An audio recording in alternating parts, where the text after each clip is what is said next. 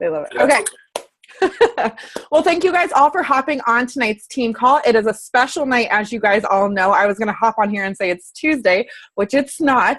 But because we have such a special guest and because of I wanted to be respectful of his schedule, we are doing it on Wednesday. So I really appreciate you guys all hopping on Wednesday night this week. It is June 21st, and we have Cim Carver from Beachbody. He is officially the executive director of field development, but I call him, and I told him I'm going to introduce him as Beachbody's corporate badass training director. So that is what we're calling him. It's a much more interesting title than the one they gave me. We need to make him a plaque and send it to him because that will look better on the desk than what he has. So me and Alexis Spencer, and then who else was Chelsea Bates, we all went to this training that he did in Seattle a month ago. It was in May, right? Yeah, it was a month ago. Yeah, it was last month, I think. He blew us away. He talked about the vital process, and you guys know that I am not one to talk about being salesy or pushy or, all of that. And so he was speaking to us, and I loved his vibe and his energy and everything. And I was like, oh, okay, Cim, can I get those slides, or do you want to talk on my team call? He's like, how about the letter? And I'm like, perfect, let's do it.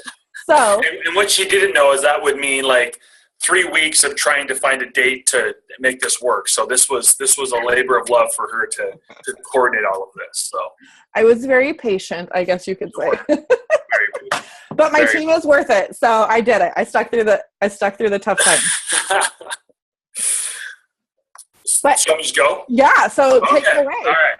So I'm actually I'm really excited to be here. Like I mentioned, it was one of those things where we had talked, and then I was right in the middle of so when I went up there, I was at kind of the middle of this 6 week in a row road trip where I was on the road for 6 weeks in a row, just for 2 or 3 nights every single week.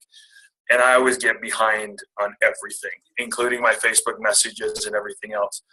And so when Vicki and I finally were able to connect, I said, so what night are your team calls? And in my mind, I'm going, please don't say Tuesday, because that's my really busy family night. And so she goes Tuesday, and I'm like, oh, garbage. Okay, what time? And so we've been going back and forth and just trying to figure out a way to make it work. And so I appreciate you guys being willing to come on a Wednesday night.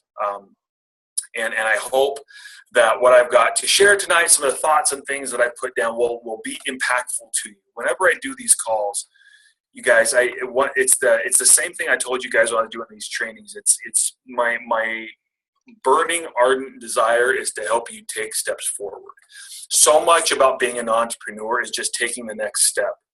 We get really caught up with things that are 5 or 6 steps away from us down the road and what that might be and what it might not be.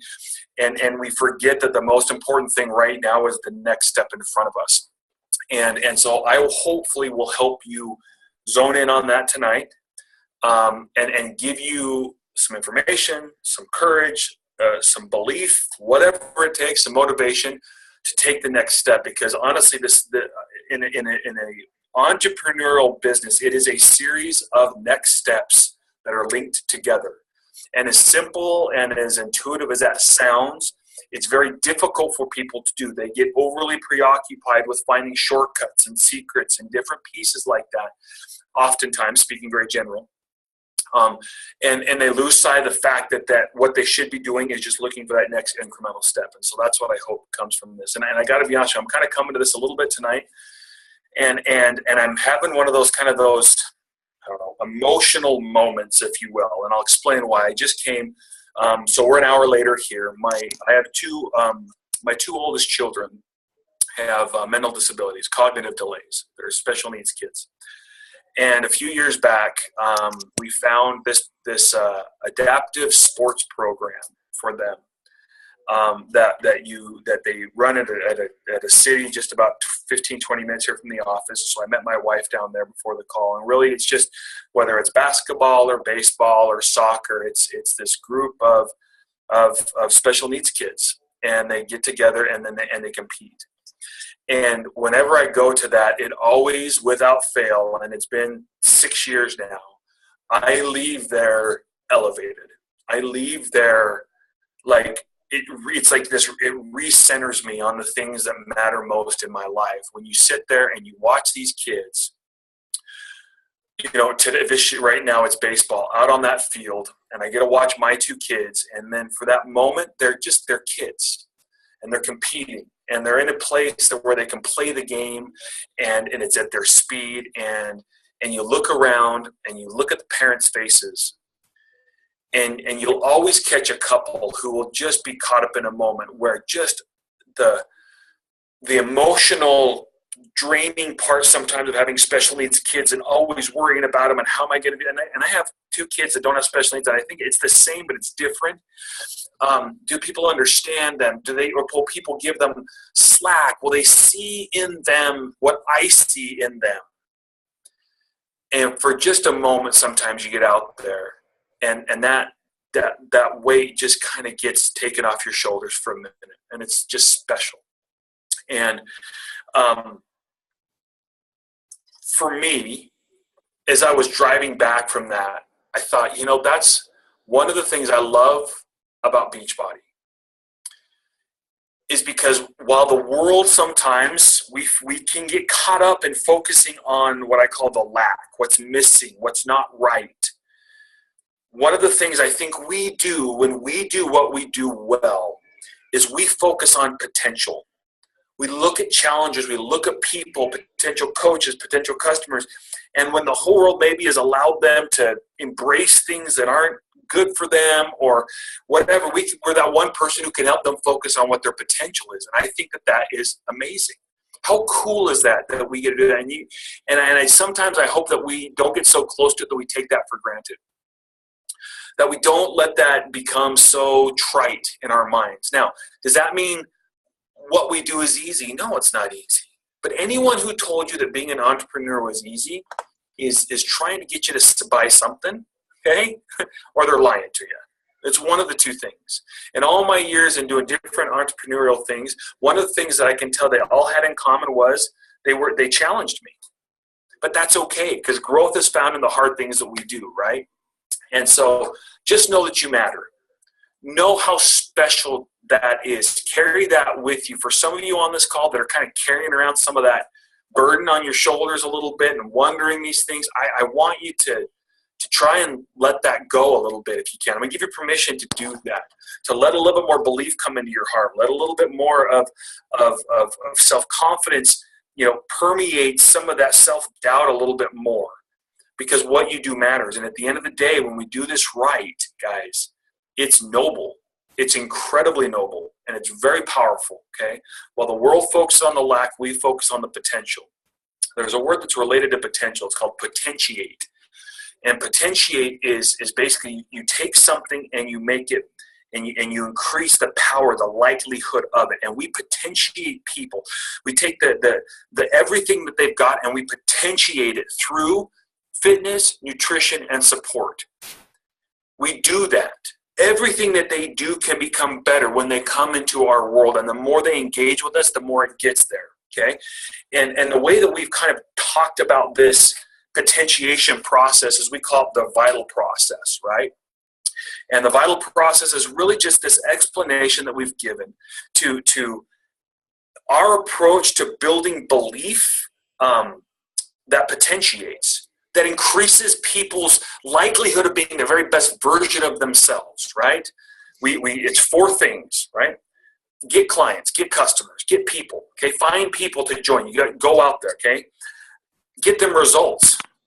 Let them see that it works. Let them have that belief brought back to them, that joy, that freedom, that all of that of accomplishing those things, that self-leadership, those disciplines, all that stuff that happens when we get them results. We don't just get them results they can become, walking billboards for our business. We give them results because at the end of the day, that's what our business is focused on, is on the people.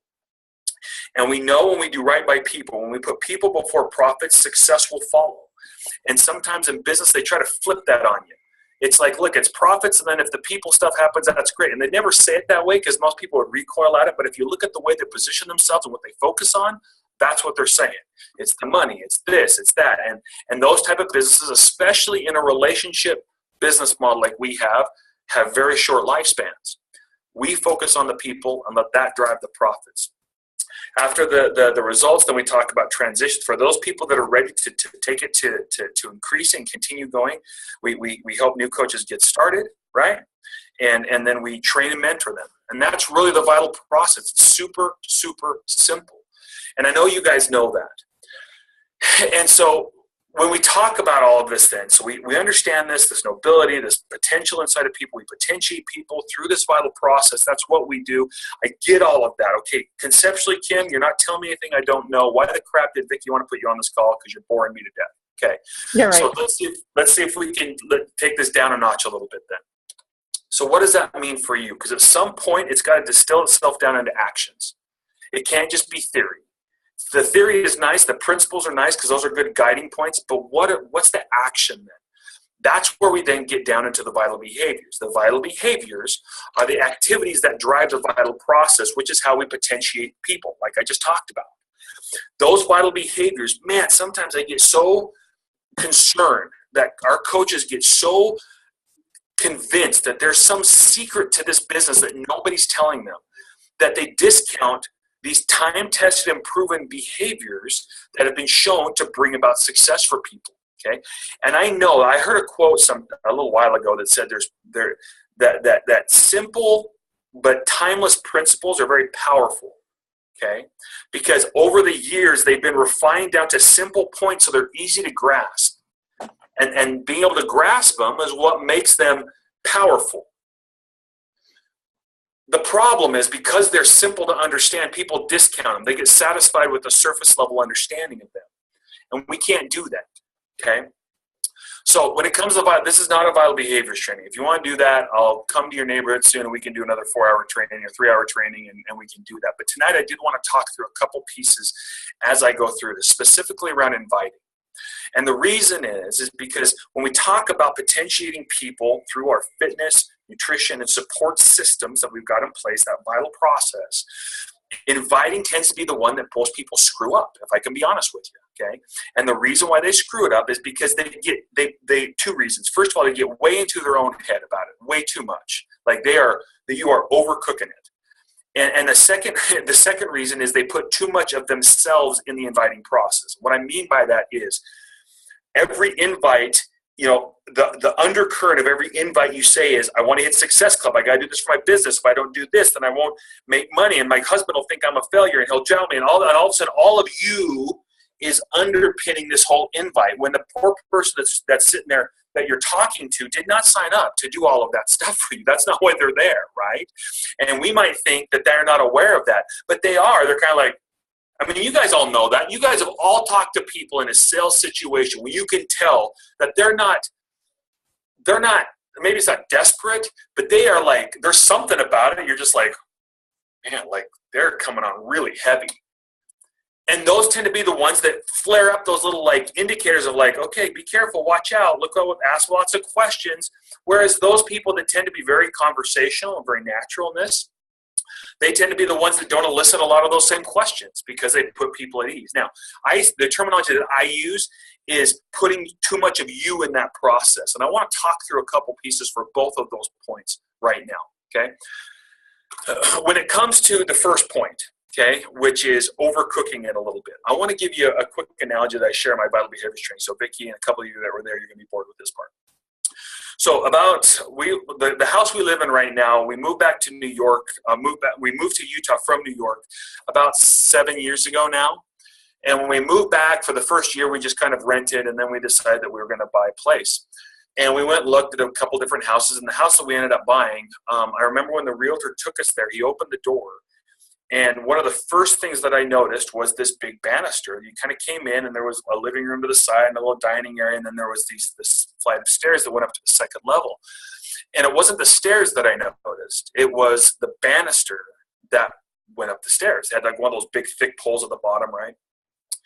And it wasn't because the banister was in some ornate hand-carved piece, but it was the paint job that was on that banister. It was glossy smooth. I mean, it was like, I actually thought when I first saw it that it was like vinyl. I thought someone put like this cheap vinyl like banister in our house, in this house. And so I went up and I looked at it and I realized it was paint. It was just paint. I don't know how many of you have seen this, but that's always fascinated me because whenever I do paint jobs around the house for my wife or whatever needs to happen, they never look like that, right? There's brush strokes in it and there's drip marks everywhere. It's not that pretty. And so it's always fascinated me. And for the longest time, I remember I would go to Home Depot or I would go to Lowe's and I would ask, like, how do you do that? What do you do? And everyone had their own different suggestions, right?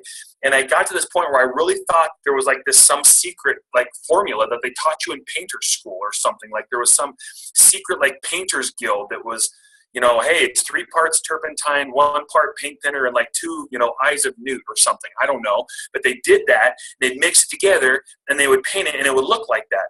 And there was paint jobs where I would go and I would try all these different, and it would never look like that, right? Anyway, so you're probably wondering why I was so focused on this. Well, I found out after we'd moved in and we started to get to know some of the neighbors, one of the neighbors came over and we were talking about stuff, and I mentioned the banister and how impressive that paint job was to me. And he says, hey, the funny thing is the guy that painted all of these houses, because there was a little development we lived in, his company actually is just 2 streets down. Like he lives 2 streets down from us. And I was like, oh, that's really cool. Didn't think much of it. About 6 months go by and we have a neighborhood barbecue to get to know people because by then most of the boxes had been put away, most of them. And this guy, Steve was his name, comes over. And I'm going around trying to be a good host and doing small talk and things like that. And I go up to Steve and I'm like, perfect opportunity to ask this question, right? And so I go, Steve, hey, thanks for coming. And I said, Steve, I have been dying to ask you this question. And I pointed at my banister. I said, Steve, how do you make paint look like that? And he looked at me and I was like, I'm telling you, Steve, if there's some secret or if there's like some book that you can recommend to me, I'll glad. And he just looked, he goes, no, it's not that complicated. And I said, well, what is it? He goes, it's easy. It's patience. Talk about a letdown, patience. And I was like, okay, Steve, you're going to have to give me more than that, patience. And he goes, okay, I'll explain to you the process. And I said, do you get some special paint? He goes, nope, I get the paint at Sherwin-Williams, just like the stuff you can buy. And I said, okay. He goes, but it's in the process. I'm explaining to you what happens. He goes, the first thing you do is you sand it down so it's smooth. I'm like, got that. I learned that on Boy Scouts. You sand the pine wood derby card before you paint it. Got it. And he goes, after you sand it, you put on a thin coat of paint. You spray on a thin coat of paint. And right there, I was like, okay, Steve and I are deviating because I was the guy that's like, you go to Home Depot and they're like, hey, we got this wall we want to paint. And they're like, oh, it's bright red. And they're like, well, you're going to need like 3 coats of primer and 2 coats. And I'm like, in my mind thinking, or I can just do 1 really thick coat and it will do the job, right? So when he says it's a thin coat, already I'm going, okay, this is different. And he says, after you put on that thin coat, you sand it again. I'm like, Steve, okay, hold on. That seems incredibly counterintuitive to me. You put on the paint and then you lightly sand the paint. Doesn't that take the paint off? He goes, no, look. He goes, you lightly sand it. It doesn't take off all the paint. But after you spray it for that first time, one of the things that you'll notice is it's bumpy. There's like rough spots all over in it. And he goes, when you sand it down, you don't remove all of the paint. Maybe in some spots you do. But what you're doing is you're knocking down those rough spots. And after you do that, you spray another thin layer of paint. And after that dries, you come and you sand it down a little bit, knock down those rough spots till it's smooth, then you put on another thin layer of paint. And it's just that, sanding and painting, sanding and painting, sanding and painting. And then all of a sudden you put on that 1 coat of paint and you look at it and it looks like that. Now, when I'm talking about inviting, what does that have to do with inviting for you guys? You need to give yourself some grace when it comes to inviting, okay? You need to have the concept of sanding and painting in your mind, okay? The expectation that inviting works every time with every person. Those who've been around know this already. I'm talking to people that maybe are struggling with this a little bit, or maybe with your coaches or new coaches. It doesn't happen right away. It's a lot of sanding and painting. Every time you do an invite, it's a thin layer of paint. And man, there are some invites when you're just like, oh my gosh, like I verbally vomited all over them. I did this. And you're just like, and you start, instead of getting all self-critical and in your mind and beating yourself up and convincing yourself that you're never going to succeed. And that person said no to you because you screwed up and you do this all the time. You do all that negative self-talk and self-sabotage. Instead of doing that, I want you to break out your mental sandpaper. And I want you to look at that rough spot and say, okay, well, why did I do that? What happened? Well, they ask me these questions, and I get so excited that I want to share so much that I start going, okay, so next time, here's what I'm going to do. And that's your mental sandpaper. I'm smoothing out those rough spots. And then you get back in and you put on another layer of paint. And there's no judgment, and there's no self-deprecating thoughts. There's no beating yourself up about it, because, guys, I promise you, you can never say the wrong thing to the right person, okay? And so it's not about, it's so much less about what you say than you think it is, okay? That leads me to the second part, putting too much of you into this piece, okay? When we talk about putting too much of you into it, putting too much of the success and your self-esteem and all this into that invite, because you got to back that off a little bit. We've got to be more conversational with these people, okay? Hey, Kim, can I add? What's that? Can I add something? Please. I always tell them, like, take you out of the outcome. Like, if you had absolutely nothing to do with what they were going to do, totally, you wouldn't take it personal if they told you no. Totally. And that's one of the things in business, you guys, especially this type of business, entrepreneurs, and especially coaching, where it is so personal. You taking on responsibility for other people's choices is not only a waste of energy, it's actually a real common form of self-sabotage. Because it's really easy to blame yourself and let yourself to get into a funk about it. And it's really hard for Vicki or other people to try to pull you out of it because you've put yourself there. And the answer is to just keep doing it, right? And so let me see if we can kind of delve down into some tactics here a little bit, all right? And that's what I want to make sure that we're doing here, okay? So when we talk about taking you out of the inviting process, taking you out of the outcome, that's a great way of saying that, Vicki. Not taking responsibility for the choices that other people make, the decisions they make, we support that. So let's talk about what that looks like at first. One of the first things that we have to start doing is really looking at our business as a business, where people are going to make choices and timing might not always be right, and it might be right, and that's okay. My job is to facilitate the start for people who are ready to do that.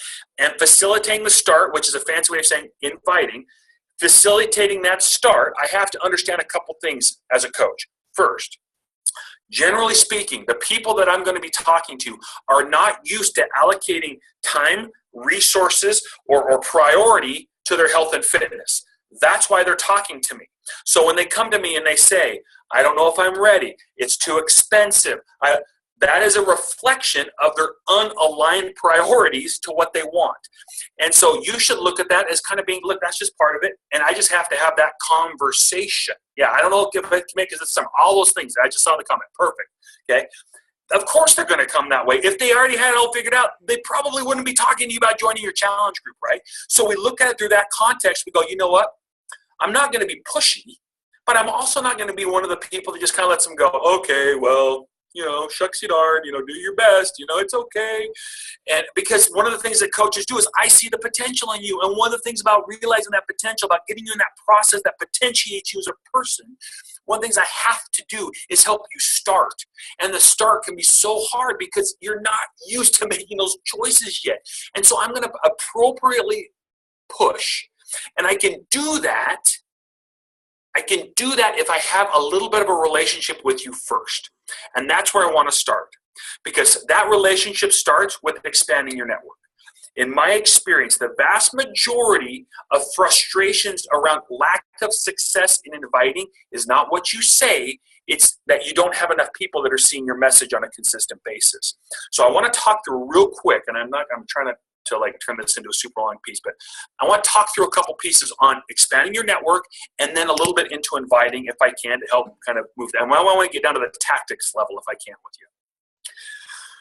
I believe right now one of the biggest headwinds facing our coaches is that they are not doing an adequate job consistently expanding their network. In this reason, when several years back, when it came to social media, Beachbody coaches, we just did it better than anybody else. We had companies coming in, studying us, looking at us, trying to figure out how our coaches were doing social media so well. Well, in the last 3 years, people have caught up to some of the tactics that our coaches used to use to get more eyeballs on their message, right? Before, because it was kind of something that we did, it didn't breed a lot of skepticism. It had that right feel to it. But now, if you're not careful when you're expanding your network, you sound like everyone that's selling lipstick or press-on nails or leggings, and everyone kind of goes, oh, like, don't do that to me, okay? And so what we have to get better at now is tactics that help us expand our network effectively. So here's a couple things I'm going to suggest, and I'm actually doing a big thing on this right now, so it's top of mind for me. I've got about 40 of the top coaches in the network that do really good with this, and I'm best practicing the hell out of these guys to get all this stuff put together. But here's a couple things that some common pieces that I'm seeing that I'm just going to share with you tonight off the cuff a little bit. The first thing when it comes to expanding your network is having what I'm calling right now your core solid. And here's what I'm going to define your core as being in this context, okay? I'm not talking about your stomach muscles. That's a different thing. When I mean your core of your business, like the nucleus of your business, okay? That is going to be, there's a couple of components that in no particular order. I'll start with start with avatar, okay? You kind of have to know, at least at any given moment, who your target audience is. Now, that might shift and evolve over time, but you should always be in that moment, know who am I trying to talk to. There's 100 different avatar training exercises. I'm sure Vicki's probably got one. They're all over the place. But you have to know who that person is that you're talking to. That's part of the core. The other parts of the core then are, okay, when we're expanding our network, guys, when we're going out there, we're not going out there as a Beachbody coach. We're going out there as Vicki, as Alexis, as Sharon, as Melinda, and all the people whose names that are on the screen that I can't read right now. You're going out there as you. Okay, and so what you have to really be conscious of as a business owner now is, okay, well, what does that look like? Because if you just kind of go off the fly by the seat of your pants a little bit, it will come off as disjointed to the people you're talking to. But I don't want to be, so how can I do that and not be phony, not be fake? Here's what I want you to do. I want you to think about the number 5. I want you to write down a piece of paper. What are the 5 things outside of Beachbody that I enjoy doing? Now, you could still say health and fitness. That's fine. Health and fitness isn't owned by Beachbody. Okay, outside of coaching is what I should say. What are the 5 things that I enjoy doing outside of the coaching business side of things? Okay. Then I want you to take, what are 5 words that describe, how did I put up on the board here? 5 descriptor words that would describe me. And this might be hard for some of you, okay? But just say 5 words that I think describe me. And then I want you to give me 5, how did I say it? I wrote it on the board. I want you to give me like 5 key or core values that you've got. And I want you just to identify those things, 5, 5, 5. And that now starts to kind of create this identity. And what you're actually doing is starting to create the identity of a brand, which is you. Okay, so I've got my target avatar. I can look at these things, and then you're going to look at those and make sure those 2 things jive, that there's some connection between the target person and who I am, right? Then with that in mind, that's kind of your core. Make sure I didn't leave anything off, okay? With that core in place, now what I want to start thinking about is this. Okay, now how do I take me and kind of take it out to get more eyeballs on my message? Well, I want you to go looking at those descriptor words, those 5 interests, and I want you to search Facebook groups. And I want you to find them, I'm calling them common ground groups. And when you go in there, you don't go in there with the intention to tell them a challenge pack. You go in there and you just start conversations.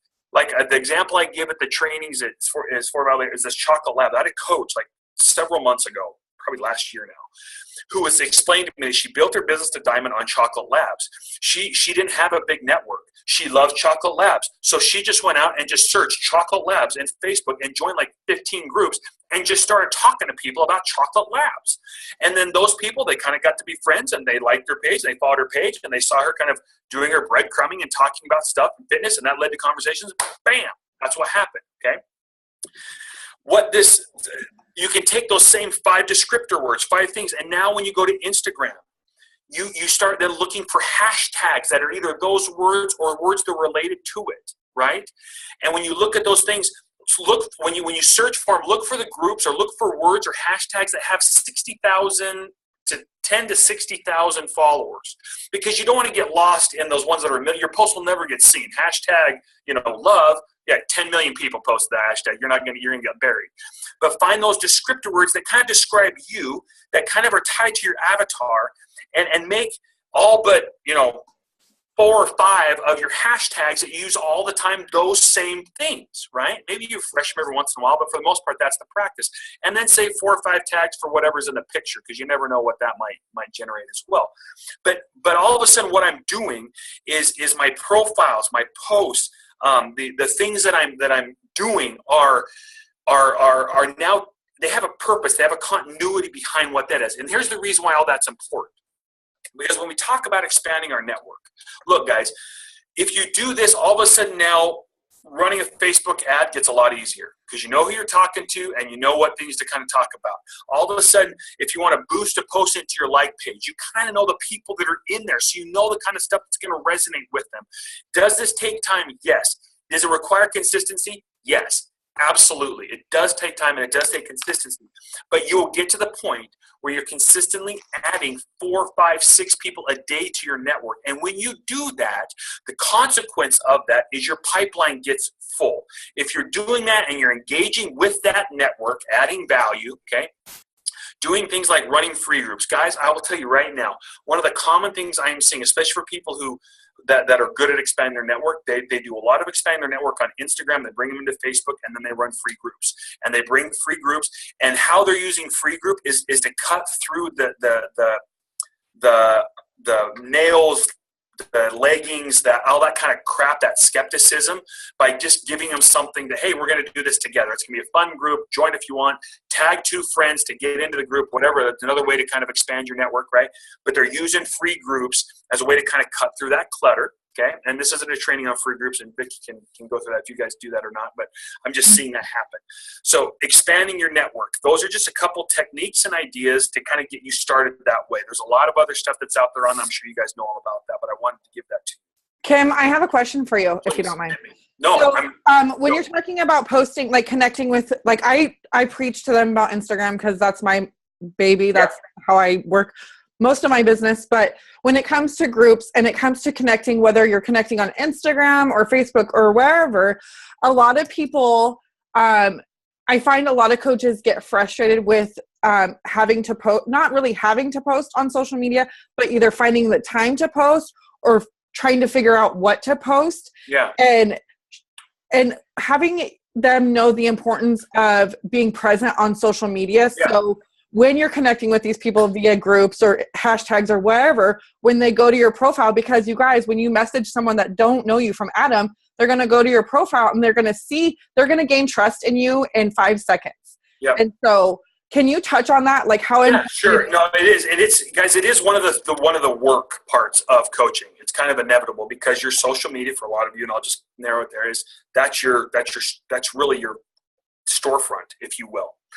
And so the consistent posts are important for the reason that Vicki just said. I couldn't say it any better than she just said, for that very reason. One of the nuances that you'll get good at as you do this, part of the thing about the 5-5-5 that I taught you about is that also helps you shape your post. One of the biggest frustrations I see coaches do is they're like, oh my gosh, I don't even know what to post about. Well, look at those things and say, okay, well, have I posted about this lately? Have I posted about this? Because you want to, now you have a variety of things. It's not every day going like, oh, look, my Shakeology cup. That's not what I'm talking about here, right?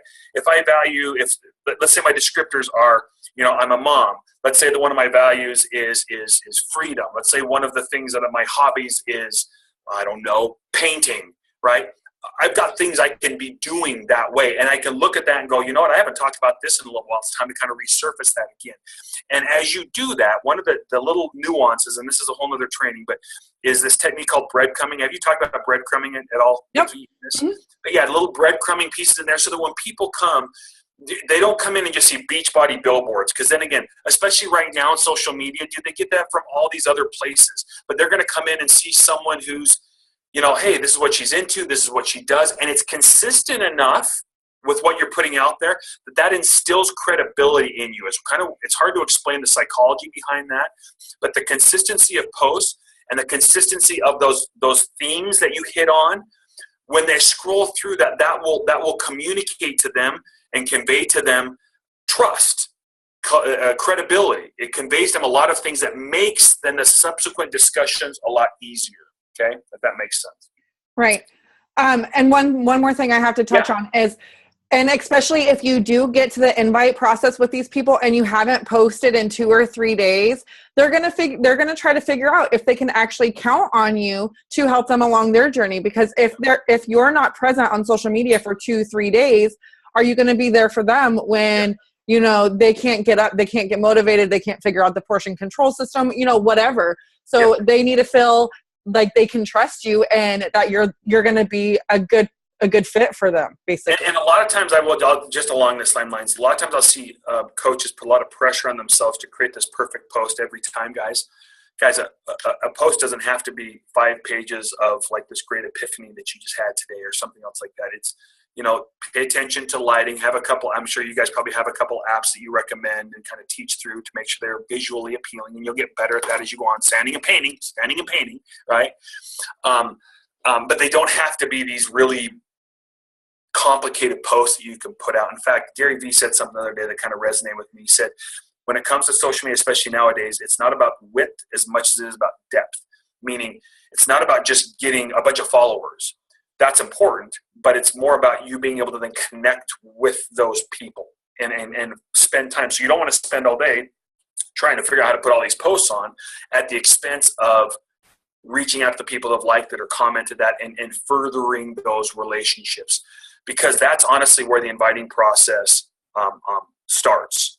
Okay.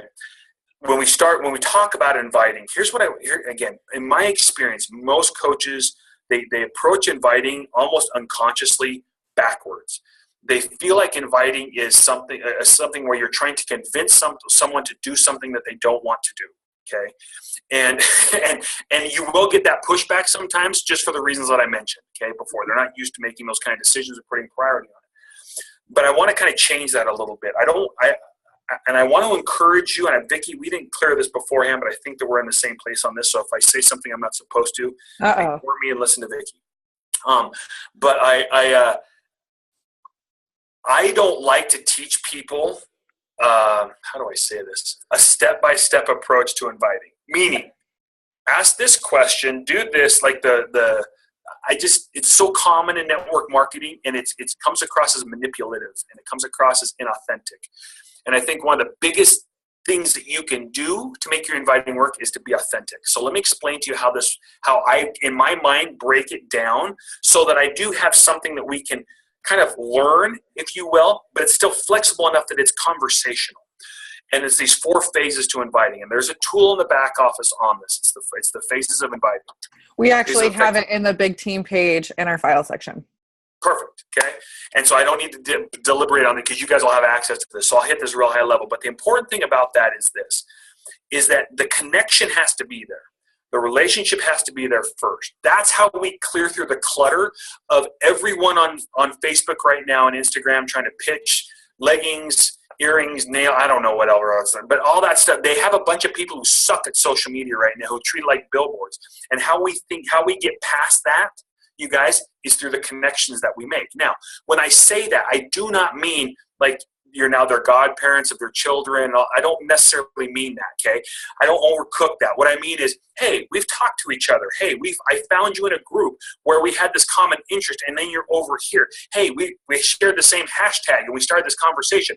I looked up this hashtag, and I saw you, and I saw these really cool comments. I thought, that's someone that I can jam with. And I looked at couple of your posts on Instagram, and I think, man, these are really cool. So I liked and commented, and then we started talking.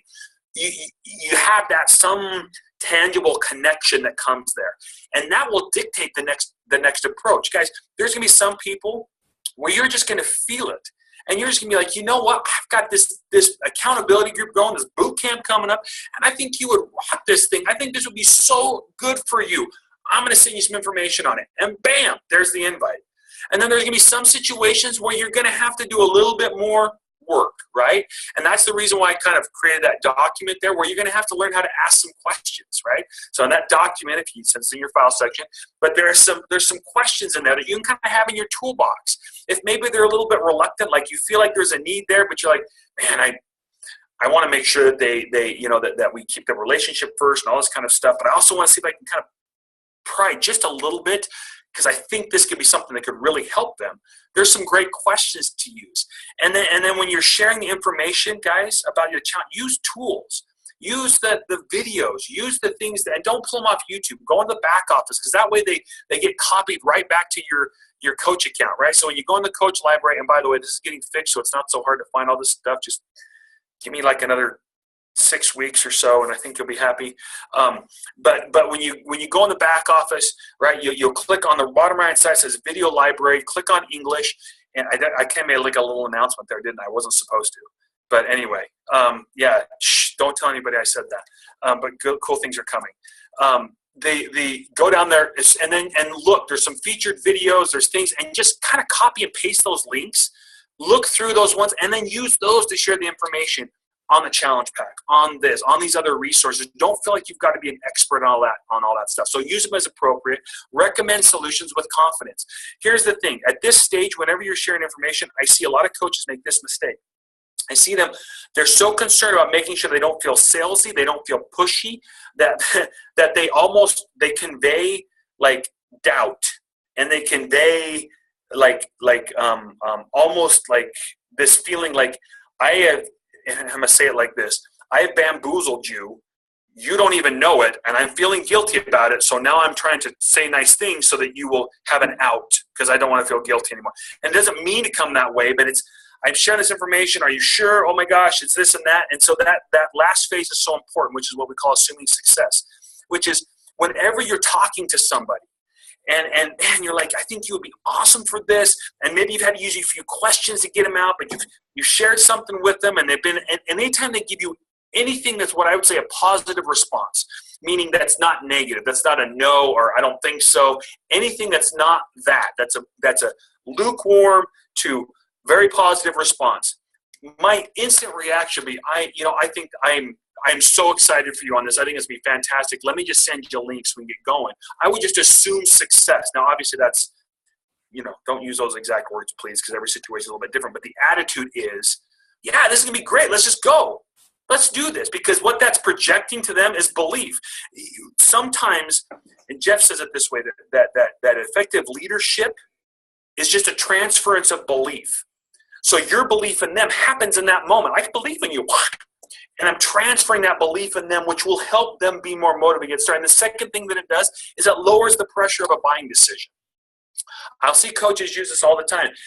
They'll send the information, and they'll eventually get up to this, some type of question like, hey, so do you want to get started? And there's nothing wrong with that, right? But it does create almost this feeling of like the Gestapo, right? The spotlights are shining in your eyeballs, and it's like, okay, it's decision time. Are you ready to do this? And we can dial that back for them by just showing success, assuming success. Hey, I think they give you a positive indication. Man, I'm going to send you a link. I think you're going to love this. I'll help you get started right now, however you want to phrase it, but something like that in your own words. And then if they're not ready, they'll tell you. You're not feeling salesy. You're communicating belief. You're communicating confidence in what you're doing. You're not being mean. If they push back and they give an objection, then you can handle. Okay, sure. Oh, I'm sorry. What are you not sure about? I don't mean to be pushy on that kind of stuff. I'm just excited to help you. Whatever you've got to say. You guys know all that. And this isn't necessarily a super in-depth inviting training. But hey, Cim. Hit on that. Yeah. I'm going to touch on that really quick too. So Please. I'm actually listening to this book by Mel Robbins. It's called The 5-Second Rule. Yeah. And here is a great point why you don't say what Kim just said, that you don't say, are you ready to get started? Right. Are you ready to get started? Because everyone has 5 seconds to create action, right? And if you don't do that in 5 seconds, your subconscious will give you reasons why you should not do it. It's no matter where they're at in their life, you guys, I'm telling you this. If they're so adamant about losing that 100 pounds and they cannot wait in X, Y, and Z, and they have the money and everything, if you give them that option, they're gonna find a way to convince themselves out of it. It's that hesitation. So we have 5 seconds. So I always say, I'm so excited for you. Let me know when you're ready and I'll send you the link. Yeah. And see, guys, so here's the deal. So, and this, I'm going to bring it back to this point this is the reason why I started with it, sanding and painting.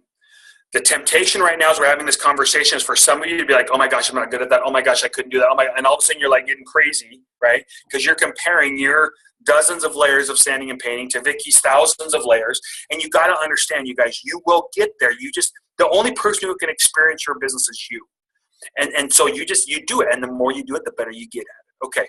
So I want to end with a quick story if I can. I know we've been a little bit. Am I okay to go like 10 more minutes? You're good. Right? You're good. And so, whenever I do these calls, one of the things that I know, okay, so I'll give you a quick, my background. I grew up, I'm the oldest of 7 kids. My dad was a teacher. So in my house, there was always a lot more month than money, if you know what I'm saying. And as the oldest of those 7 kids, I always was very cognizant of those stresses in our home. And I was always very involved. I was like the third parent, as my siblings would probably tell you with some disdain in their voice. And one of the things my dad did, he always had 2 jobs. He taught, he always had a part-time job, his teaching job, and then he was always doing some type of a direct selling job, okay? And so I grew up around direct selling. It was just normal for me. I thought that's what everybody did. I thought people had home-based businesses. That was just what you did. As I got older, as soon as I was old enough to legally be able to sign up as a rep, I would sign up with my dad. And I did a couple companies with my dad. I did a couple companies by myself. And about 17 years ago, I accidentally ended up on the corporate side of direct selling. And that's a whole other story in of itself. And so for the last 17 years, I've been on the corporate side. So I've got this perspective, okay, that I think not a lot of people have. Of kind of living on both sides. And one of the things that I have seen is that the tactics that we've talked about, they're very important. Developing skill in the profession of coaching will only make you more effective at connecting with people and helping them make a decision to start and to stick with stuff, okay? But in my experience, that's not what really is a good indicator of how do I say it, long-term success. We can get focused on it, but it's not. Too many people quit on themselves too early as coaches. They get too impatient with it. And why? Belief. They start and they've got this little infant, young, fragile vision for what they can be. And when the inevitable headwinds of growth and development start blowing at them, the only person who can nurture that is them. The only person who can keep that alive is them. And I know, there's been times when I have, looking back now, probably missed out on opportunities because of that same reason. And I don't want that to happen to you guys. You're in the right place. You're doing the right thing, but you've got to give yourself permission to believe that you're worthy of the success that you want, to believe that it's possible for you, that you are not some exception, that you're not just some placeholder, you're not just filling a square on a screen on a Zoom call, that what you do matters and that it's important and that you can be successful with this. You have to believe that. And the reason Stephen Covey in his book, 7 Habits of Highly Effective People, he talks about how things are created twice. Right? Everything's created twice. The first time something's created is in somebody's mind before it's ever created in reality. This pen at some point was an idea in someone's mind, and then it became this, right? But here's the reason why you have to understand that. When it's in your mind, no one else can see it because you haven't built it yet. And so the only person who can destroy it is you. And so you have to be the one that keeps it alive. You have to be the one that believes. If you think about Steve Jobs and Wozniak sitting in their garage, building Apple computers before Apple was even a thing. And people look at them going, what are these guys doing? I am sure that at some point they had the thought of like, man, what is this? And they had to be the ones that held on to that belief, right? They had to be the ones that held on to that until it came where we go, oh yeah, well, of course, Apple, of course, everyone knows that, of course. It never would have happened if they had killed that. Belief. And I know you can all understand this, but I'm going to tell you a story that I always lean on, that I learned from. Okay, and I'm going to do that. I'm going to share my screen if I can real quick, because it's a lot better with pictures. All right. Can you guys all see the picture of my smoking hot wife? Yep. Okay. So I've been married. This year we celebrated 20 years of marriage. And it's going to sound super cheesy, and I don't mean it this way, but this woman is my life. She's everything to me. Like, I'm married, guys. I'm married so far out of my league, it's not even funny. And I won. I don't know how she feels about it, but I feel great, okay? Because I won. And I'm sure people walk down the street and they're like, how did a bozo like that end up with a girl like that? And I'm like, I'm good. I don't care how it happened. It just did. But let me kind of share you a story, because it almost didn't. It almost didn't. I met my wife for the first time when we were missionaries in Spain. And we got to know each other, and we were pretty good friends. And I always would look at her, and I was just like, man, she's beautiful. She's super outgoing. She's athletic. She's just awesome. And I remember when she first started getting to when we were starting to be friends, and I didn't have like the greatest self-esteem and anything like that. I wasn't bad, but I was never like, I'm all that in a bag of chips. And I remember just being so happy that she would be my friend. I mean, as stupid as that sounds, as like sad as that sounds, I remember just being like super excited that, yeah, I'm like friends with a super cool hot chick. I was like really excited that we were friends. And never in a million years would I have ever thought that it could be anything more than that. And I was content to that. We came back. I was over there. We came back. I came back from Spain. She came back from Spain from our missionary service. And I had been gone for 2 years on this missionary thing. And those of you that know Mormon missionaries, that's what I was. And I came back home, and I didn't have like all my social life was gone because I'd been gone for 2 years. And my friend came over to my house, and he wanted me to go on this double date. And he was bugging me like, you got to get a date. I'm like, dude, I haven't been here for 2 years. I don't know anybody around here anymore. When I don't wear it. And he was, calling me names and all that stuff that, being a dork like guys are to their friends sometimes. And I just kept putting him off. No. And then that led to a discussion, and I was telling him a story about something that happened in Spain. I wanted to show him this, and this is going to date me. So to show him this picture, I went to my photo album. Yes, before you used to actually print out pictures and put them in albums before you could just upload them to Facebook and keep them. So I went to my photo album that I had developed pictures from a camera, not my phone, and I wanted to show him this picture. So I'm flipping through the photo album, looking for this picture. And I remember I'm sitting on the floor, and he's kind of crouched over, looking over my shoulder. And all of a sudden, as I'm flipping a page, his hand like shoots across my vision. And he stops a page that I was turning, and he pushes it back down with his finger. And he's pointing at a picture of Katie. And he goes, who's that, and when can I meet her? Because he fancied himself a ladies' man. I'm talking my grandpa. He considered himself a ladies' man. And I looked, and I was like, oh, that's Katie. And he goes, well, when can I meet her? And I said, you know what, actually, Sam, she's going to college at the local university here. And we had a little get-together planned for all the people, the missionaries that were over in Spain. And there's a bunch of us that are going to get together on Thursday. And it was a Tuesday night. And all of a sudden, Sam, love him to death, just hauls off and punches me in the arm, like just tags me. And he's like, you idiot, ask her out on a date. And I'm like, bro, no. All of a sudden, all of that comes back up again. And I remember I made the statement to him. I said, girls like that don't date guys like me.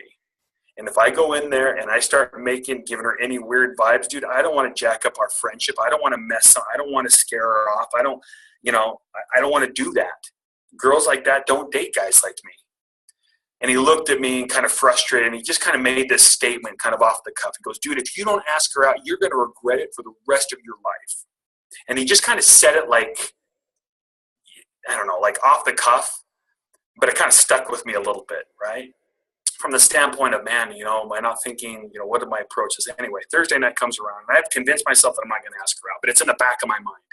And I show up at this little get-togethers party, and I'm sitting there. I got there a little bit early because I'm weird like that. And I'm talking to people, and after about, I don't know how long, 20 minutes or so, I see her walk in the front door, and instantly my heart starts going boom, boom, boom, boom. I'm getting all nervous, right? Because I've got this thing sitting in the back of my mind. I'm trying not to think about it, but it's there. And I'm kind of watching her, but I'm like, oh, I don't want to go over there and like start talking to her because that might be too presumptuous, all that crap you start. But I'm going to see if she comes over and talks to me. Anyway, going through us. Eventually, at some point, we make eye contact. And And I waved to her, and she waved to me. She comes over, and she gives me a hug, and we just start talking. And that was always a thing about Katie. When we were in Spain, we could just talk. And we just started talking and talking. And we sat down at the little fireplace mantle thing there. I don't know what they call it, a little step for the fireplace that was there in the house. And we just talked. And we talked for almost 2 hours. And it was just easy. It was just so easy to talk to. We talked about everything you could think of, and this, and memories that we had in Spain. And it was like no one else was in the room. It was just the two of us. And in my mind, over and again, that little thing came up, ask her out. Like, nope, girls like that don't get guys like me. Don't screw this up. It's so cool. What a good friend, you know. Do it. No, can't. And I would just go back and forth. And we've been sitting there literally for 2 hours. And it kind of got to the point where things were kind of wrapping up and people were leaving. We were one of the last people there. There's about another 10 people there. And she kind of was like, hey, you know, I need to get going. It was so good to see you again. I'm like, yeah, it was so good to see you too. And kind of give her like a little, you know, friend hug. And she gets up and starts to walk away. And all of a sudden, Sam's voice in my head's like, if you don't ask her out, you're going to regret it for the rest of your life. And I don't know where it came from, but all of a sudden I just had this little spark of belief that maybe, just maybe, girls like that could date guys like me. And I just blurted it out. I mean, talk about standing and painting. This was the worst invite ever, right? It was just, hey, I don't know if you got anything going on this weekend, but I got some stuff on Saturday if you want to come. What did I just do? You know, and I was not committed to the invite. It just came out of me because it was all I could do in that moment just to say something. I said it, and she turned around and looked at me. She's like, what? And all of a sudden I was like, oh, fetch, what have I done? And so I'm like, oh, no, we just, my friend is trying to get some guy to double date, and I didn't know if you want to go, but no, it's okay. You don't have to worry about it. She's like, oh, you going to go out this weekend? I'm like, no, it's okay. And all of a sudden I start telling her that she shouldn't go out with me. And she's like, no, that'd be fun. I'm like, no, it's okay. And she's like, no, I'd like to do it. And after like the third time of me like telling her to say no and her saying yes, this little voice in my head was like, dude, shut the F up. Like, she just said yes. Like, just shut up. And so I was like, oh, okay, great. And then I said okay, and we left. And later on, so we picked up on Saturday. I joked with her. I just told her, I said, man, that was really hard for me. And we started laughing about it because I could always talk with her. But here's the point. We went on that date, and 7 months later, I asked her to marry me. And then within a year, we were married, and now it's 20 years. And it's the best thing that's ever happened to me. But I almost missed it. And when I look at my life, what has become the fabric of everything that I value, my kids, my family, the memories, the vacations, the fact that I'm here on this call and I can't wait to get home because I want to hear my kids how their game ended up, and I know they want me to go home tonight. We're going to play horse on our little hoop on our driveway with these lights that we just put in. And all of those things, my life today,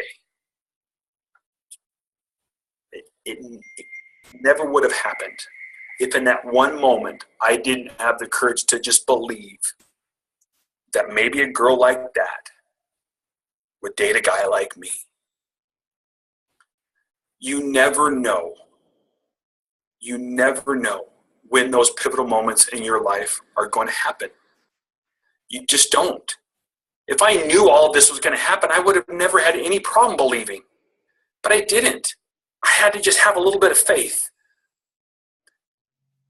That's the power of belief. Every single day, you've got to hold on to that vision, and you have to then act in accordance with what you want to create for yourself in reality. And don't expect other people to get it, and don't expect other people to believe it, because they're going to want to see it first. Unless you're blessed to have wonderful people in your life that don't think that way. But most do. Give yourself room to believe in that. Give yourself enough room to believe that you act on that belief. And it's not always going to be pretty. Like that invite to my wife was not pretty. We still joke about how bad it was. But I was there, and I was trying. And this is what happened because of it, you guys. So tonight, as we wrap that up, that's what I want you guys to think about. I want you to remember that. I want you to take that and everything we talked about tonight and then infuse that with belief and then just take that next step. Okay, guys? All right, Vicki, that's all I got. You are phenomenal. You not only phenomenal. I make shit up. Don't worry about it. No, you're good. I thought it was good, like a fur babies. I thought maybe I was like a dog phenomenal. Maybe I was saying freaking and phenomenal at the same time. Okay. I just morphed it into one word. I did not know that you were going to end it with that amazing story, and I loved it. And I have a bunch of sensitive, not even sensitive, but we're all in touch with our inner woman, if you will. And I think there was some tears flowing through here. So thanks. Now none of us have to go home and watch The Notebook now. Well, if it helps you remember the principle, that's what I want. That's the reason why I share it. That was awesome. Thank you so much. Can we take a selfie with you, Cam? Let's do it. Okay. I apologize, but you have to watch me end this recording awkwardly. So for everyone watching the recording, thanks for watching the recording. You're missing out on the selfie.